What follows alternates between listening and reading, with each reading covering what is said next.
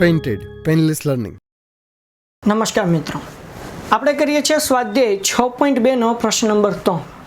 તમને એમ થતું હશે કે સાહેબ પ્રશ્ન નંબર 3 આ સાબિત કરવાનો દાખલો છે અને બોર્ડમાં પૂછાતો નથી અને અમારા સાહેબે ના પાડી. હા, સાચી વાત છે તમારા સાહેબની. બોર્ડમાં સાબિત કરવાના દાખલા આ ચેપ્ટરમાંથી નથી પૂછાતા, અત્યાર સુધી નથી પૂછાણા.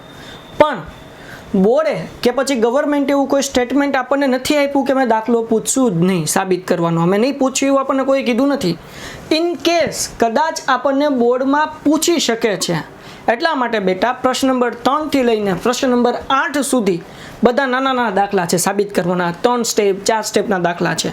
બહુ ઇઝી દાખલા હોય છે, એટલું અઘરું નથી હોતું. અને 8મા ધોરણના વિદ્યાર્થીને જો એકવાર સમજાવી દેવામાં આવે તો સમજી જાય, એટલું ઇઝી છે.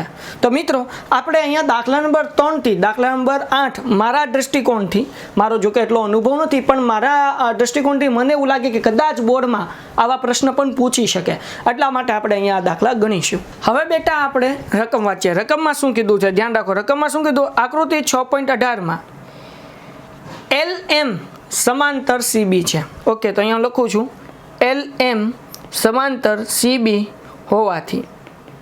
તો હવે આપણે જ્યારે સમાંતર હોય ત્યારે સપ્રમાણતાનો પ્રમેયનું સૂત્ર આવે.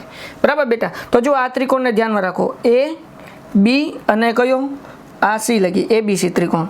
બરાબર, હાઇલાઇટ કરીને બતાવું તો વધારે સમજાશે. આ ત્રિકોણ A. ઓકે બેટા, એટલે કે આ ઉપરનો ત્રિકોણ ABC. તો જુઓ આના માટે સૂત્ર શું બને?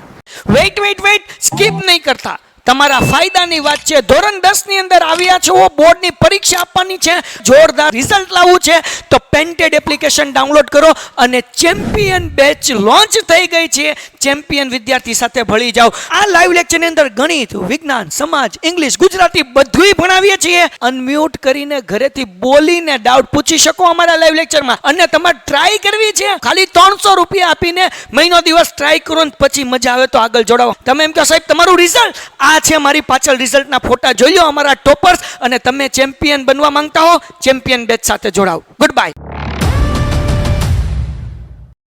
અહીંયા સમજવા જેવું છે. અહીંયા આપણને દાખલામાં ચોખવટથી કીધું આ AL, જો આ AL જે છે હું તમને બતાવું, આ AL બરાબર અને CB સમાંતર છે, એટલે કે આવડિયા લાઈન અને આવડિયા લાઈન એ બંને શું છે? સમાંતર છે.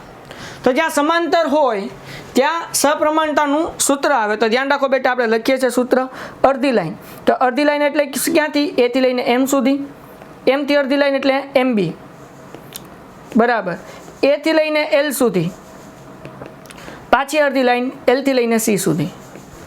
ખ્યાલ આવ્યો મિત્રો? તો આ આપણું મળી ગયું સમીકરણ નંબર 1.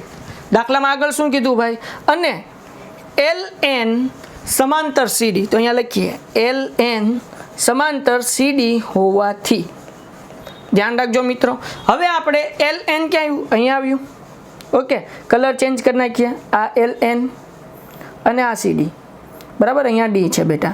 Okay, CD. તો એનો મતલબ એવો થયો કે હવે જે ત્રિકોણ લેવાનો છે એ કયો લેવાનો છે? નીચેનો ત્રિકોણ. તો જો એને હાઇલાઇટ કરું, નીચેનો કયો ત્રિકોણ થાય? ત્રિકોણ A, C અને D. ઓકે, આ નીચેનો ત્રિકોણ બરાબર. ઓકે બેટા, તો આના માટે જુઓ અડધું અડધું બરાબર. તો પેલા અહીંયા A થી લઈને L સુધી અડધી લાઈન એની, છેદમાં L થી લઈને ક્યાં સુધી? C સુધી. ઓકે બરાબર. A થી લઈને N સુધી. ઓકે, અને છેદમાં N થી લઈને D સુધી. Okay, ND. આ સમીકરણ નંબર 2. તો જરાક ધ્યાનથી જુઓ, સમીકરણ 1 અને સમીકરણ 2માં કંઈક સરખું છે.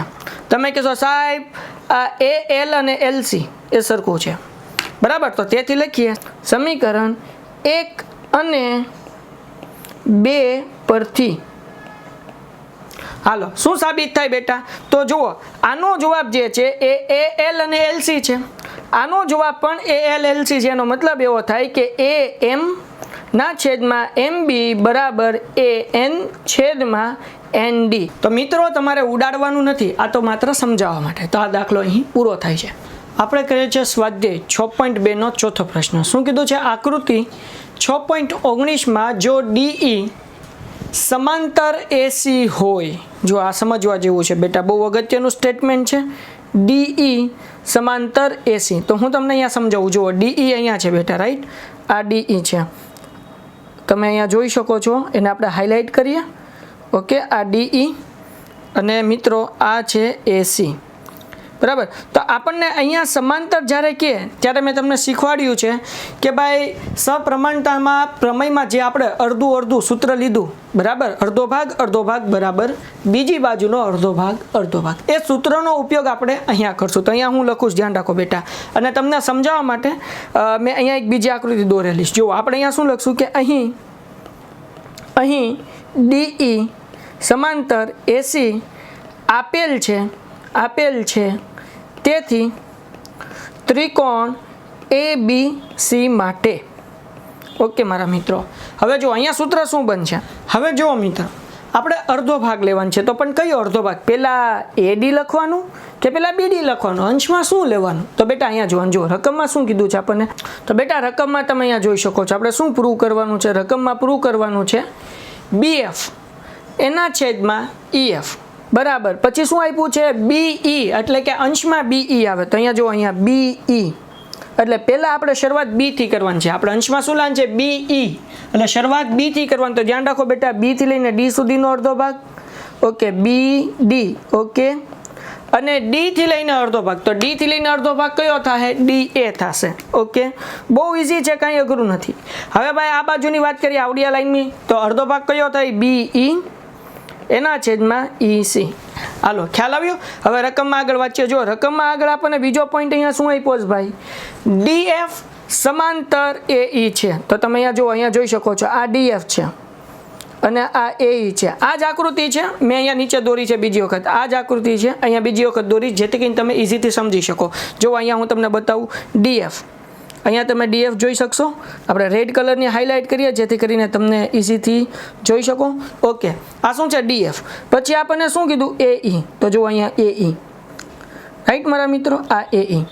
સમજાણું? તો હવે જે આપણે ત્રિકોણ લેવાનું છે, કયો લેવાનું છે સમજો બેટા. જો અહીંયા લખું છું, અહીં સમજો બાપુ, DF સમાંતર AE આપેલ છે, તેથી ત્રિકોણ ABC માટે નહીં, તેથી ત્રિકોણ ABE માટે.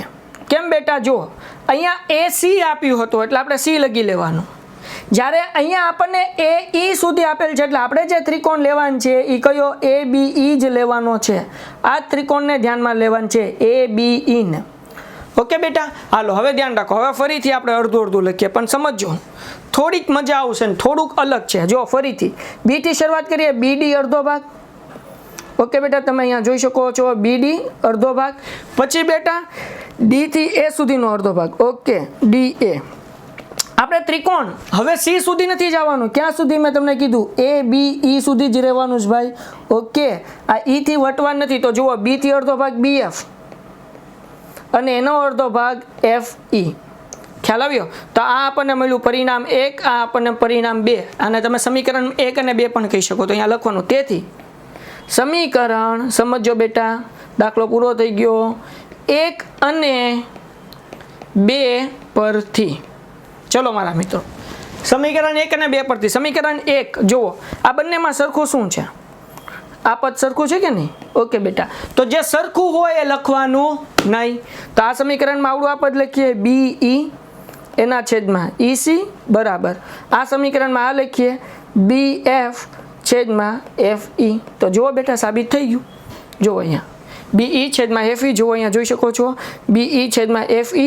પછી શું કીધું? BE છેદમાં EC. તો BE છેદમાં EC. ક્લિયર થઈ ગયું બેટા? તો અહીંયા સાબિત થઈ ગયું. તો આવી રીતના આપણે સાબિત કરવાના દાખલા ખાલી 2 સ્ટેપના છે. 2 માર્ક્સમાં પૂછાય તો તમારા નસીબ સારા કહેવાય. કાંઈ અઘરું નથી, સૂત્ર મૂકો, દાખલો પૂરો થઈ ગયો. ઓકે મિત્રો, તો આ દાખલો ખાસ 2 વખત કરજો. કોઈ પણ ડાઉટ હોય બિંદાસ અમારી સાથે શેર કરજો અને લાઈવ લેક્ચર ખાસ અટેન્ડ કરજો. મળીએ એક નવા વિડીયોમાં નવા સમ સાથે. ત્યાં સુધી ધન્યવાદ. Painted, Painless Learning.